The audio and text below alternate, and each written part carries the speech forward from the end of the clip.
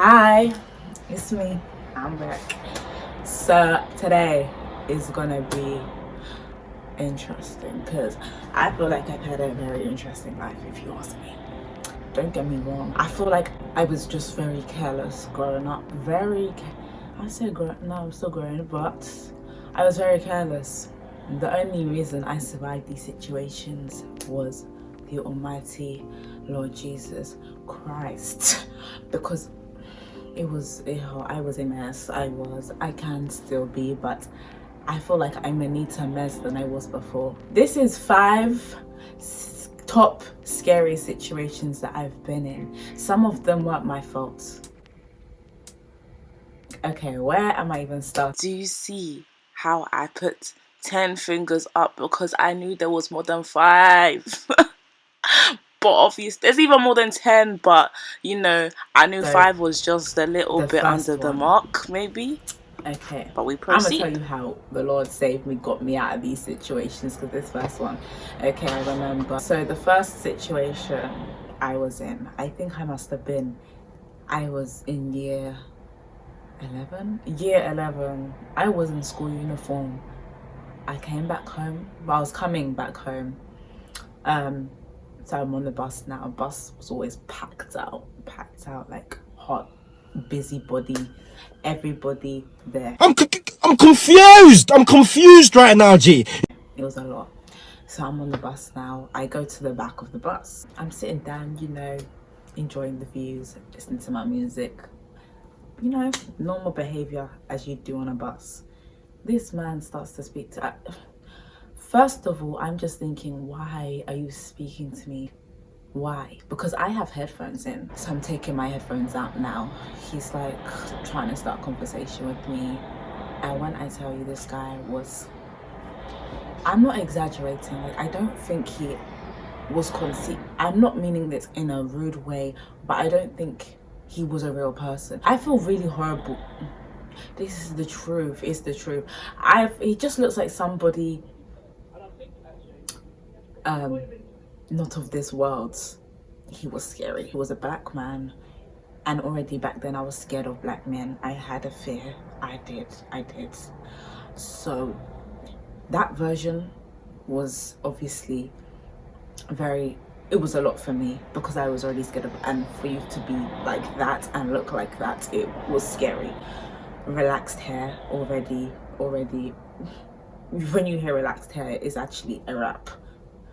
Slicked back.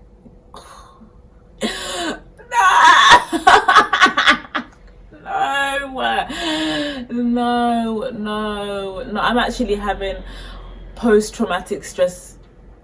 I rebuke that. No. My heart is skipping beats. Like I said, relaxed hair. Red flag. A suit. He had a suit on at the time. He kept trying to talk to me. I was in school uniform, let me remind you. And you're here trying to talk in my ears. Stop it. Ew. I'd say he was about late 30s, early 40s. He could have ranged from about 30 to 50 actually. Yeah. I remember some of the comments he made. Like one of them was, "Oh, you look so beautiful. Let me come to you." I said, "Sir, come to whose house? Whose house are you coming to?" I won't forget that line. I forgot the rest, but I will not forget that. How are you telling me you want to come to my house? He was like, "I like your hair." It was just basic ass braids. I tried to block out the rest, because I just tried to block him as a whatever he was. Finally, we get to my stop. Lord, please, if this man gets off the bus, I'm actually I don't know what to do, because I don't live that far from the stop. Where am I going? I get off the bus. Lo and behold, he does too. So at that point, I'm like, right, what do I do? I'm really thinking, my heart was racing, you'd understand. So my heart's racing now. He gets off the bus. As I get off the bus, I'm thinking, oh. I wait there because I'm realizing he's following me. So I kind of stop and let him go in front. So I'm walking, and he goes off, then he comes back. I'm thinking, Oh my goodness. I was just like, please, please leave me alone. He comes now and like he's looking at me, and I say to him, I'm like shouting at him, leave me alone, like leave me alone, like stop following me. And then he goes, as I said that, I kid you not, this is the thing, this is what you see in horror movies anyway. He literally went, oh. He did that. Now imagine that. This man was so tall. He was about 6 foot, I'd say 6'4". Long. He was very long, very slim built. Like I said, relaxed hair, in a suit, black man. When he done that, I literally was like, what the heck is this all about? What's going on? And at that point, I'm getting angry. I'm getting angry now. I'm slow to anger usually, but he rattled me. So at this point, I think I get in front of him and I'm walking really fast. I look back to see if he's there, because I remember, I think like he went into a shop or something to make it look less obvious, I don't know. So then I thought, okay, I need to stop running. So I sprint down the road. I'm sprinting to my right. I keep looking back to see if he's there. I'm sprinting. I'm looking back whilst I'm sprinting. And then I was crying. I just remember I burst out into tears. I did not go home. I was not about to go home. So I was knocking on my neighbor's door. I was knocking on my neighbor's door, banging the door, crying, tears in my eyes. So I was wrong. I tell her everything. That whole thing blew over. The neighbor who I went to, her friend said to her like, oh, I've been seeing, just in like a conversation, there's been like a black tall man. She has a relaxed hair. I don't think she knows what it is. He's just been walking up and down this. I said, Lord forbid. I said, right then. Right. Okay, my safety is in danger now. I never saw him anyway. We thank God. So the Lord protected me in that situation. We thank God, give glory to God, because I literally give glory, because you hear about these things and not everybody makes it out alive. So I'm thankful. So the second scariest moment of my life was, like, at the time it wasn't scary, but looking back it was scary. This was like maybe not even 2 years ago, I want to say 3-4 years ago. So I get in a taxi now. Obviously that was my standard procedure. Whenever I used to go out, I would get in the taxi and go home. So I got into the taxi and like we were speaking, and like he takes me to his house because he said he wanted to give me food. And I, being the naive child I was, I didn't think anything of it. I thought, oh, nice, lovely man. Me, I always want to see the good in people. I still do. But really, come on. I don't know how the Lord got me out of this one. Things could have gone so wrong. And like, even when I was, anyway, let me get the story. That's in the taxi now. He joins me to his house. He's like, oh yeah, I'll get you some food. I was like, okay. Yeah, go on. I started to feel a bit weird at this point. So I said, no, it's okay. I'll wait here. You bring the food out. So he'd wrap it up for me, whatever, so I can take home. This is already sounding so bizarre, but at the time I did not think it was. Yeah, he takes me outside the house now. The house is already looking dodgy. Like, it's not even a proper house. Like, it's a house, but like, it's really weird. It was like a garage door, like a massive garage door. Red flag. I'm like, no, it's fine. So, please, I'll stay here. It's fine. You go, I'll be here when you get here. Just go get the food so I can go home. He persisted. I go in. So what did my little self do?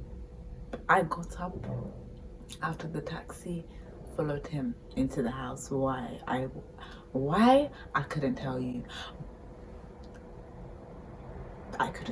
So now I'm in the house. The house is a bit dark. It's a bit dark, I can't lie. It was scary and it was cold. If you know me, I don't like cold. I've never been a lover of cold. I think he even asked if I wanted a tour. At that moment I should have. Then he actually went to the kitchen, got the food, whatever, wrapped it for me. And then, lo and behold, I left there safely that night. I think that's so bizarre. It's actually so bizarre looking back. Like, anything could have happened to me. Like, don't do this. I must have something in me for you to make me, like, keep me, preserve me after my stupidity. That's, wow, that's beautiful. And he loves me that much to keep me alive. Glory, glory, glory. I had all this mercy. And for what? Because I was reckless. I was just literally skating into hazards. I was I was running to danger. Okay, so the next one. I was there for the ride. I can't lie. I have to be honest. I was there for the ride. I liked excitement. But that could have cost me my life. Somebody I was friends with at the time. Yeah. So I think we must have gone, it was a whole situation basically. Long story short, we got into a fight with a drunk person. A very drunk. Umbrellas were thrown. Nails were broken. Nail tips were in skin. Drinks were thrown also. I can't deal with that noise. The fights went from I sound like, it wasn't our fault. It wasn't, but we shouldn't have entertained it. But a phone was stolen, so then we went back to fight. If you know me, I don't fight. I think that's the only, it wasn't really a proper fight because I just used my umbrella. I'm not even gonna go too much into that right now. I realized that day, drunk people are fearless. Like, they don't feel a thing. I don't know if she could have been on drugs too, but drunk and drugs, you don't feel a thing. I see why they feel invincible, because in that moment I felt like that woman was. Yeah, it was a messy time. Please, again, don't do that. Number 4, yeah, this one was scary, like, because it was in my own home. I meant to be comfortable in my home, and I wasn't. I remember we had got a plumber in, like, he came, Albanian man. He was just talking to me, kept talking to me, and he was making advances. The things he was saying, he wanted to take me out. This man has a whole family. The way he was moving, like, I literally tried to come closer to me and he was coming closer. That was disgusting. Number 5, so let me just get into it. We were trying to go to a house party at the time, I remember, and we couldn't find a damn place, so we got somewhere. A whole situation even happened on the way to the party at Walthamstow, I remember. A whole other situation was going on that happened, so it was like 2 things happened that night. Again, drunk people tried to fight me. I don't know what it is. I know it's my face. What is it? On the bus back now, we're like, finally we're going back. Like, we didn't even get to party. We're like, dead this day, because it's not working. So let's just go back. So we go back now on the bus. It's fine. Everything's going fine. So now a man walks on. I don't think much of it, obviously, because everybody's getting on the bus. It was like, bearing in mind, it was like, it must have been like 3 a.m, 4 a.m. It was the early hours of the morning. I noticed he nudged me, but I didn't think too deep into it. Like, I mean, it's the bus. He was just like acting very, very weird. At first, he was sat, okay, so you know how there's 2 seats on either side. He was on this side, so he was on my side. He was sat there. He started to shake. He was really shaking. I was thinking, right. I didn't know what to do. I was just a bit scared. You're shaking, and it was getting louder. Right, I'm the one that's next to him. If anything happens, it's gonna be me. He got something out of it. He was reaching in his bag. He kept looking at us specifically. And I'm thinking, oh my goodness, if he gets out a knife, gun, what can we do? I'm just thinking my life, our lives. And then he gets out, I don't know, I couldn't tell you what it was. I didn't know what it was. I didn't know.